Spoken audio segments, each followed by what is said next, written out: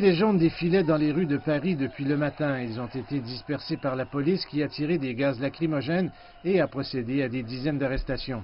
Parce que la routine, en fait, malheureusement, et, moi évidemment ça me désespère dans le sens où on a des revendications de justice fiscale, de justice sociale, on est là pour, on se bat un petit peu pour tout le pays.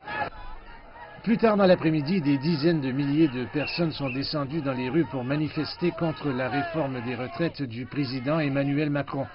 Les mesures ont été annoncées lors des élections de 2017, une tentative de réduire les 42 régimes de retraite de l'État français en un système universel. Ça peut être économiquement avantageux à long terme, mais dans le court terme, cela semble beaucoup moins attrayant. Nous avons un très bon système de retraite en France et ils ne veulent pas qu'il soit démantelé et remplacé par un nouveau système. De plus en plus de gens en France en ont marre de ce qui se passe et de ce que le gouvernement fait avec leur argent.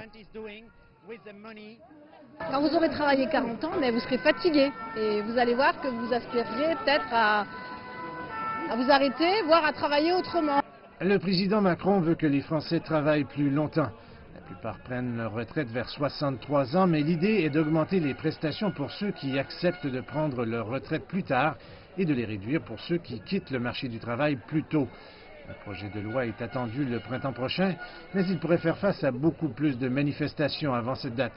Le Premier ministre, Édouard Philippe, a déclaré « Rien n'est gravé dans le marbre », mais il a averti que le gouvernement était déterminé à faire adopter des réformes.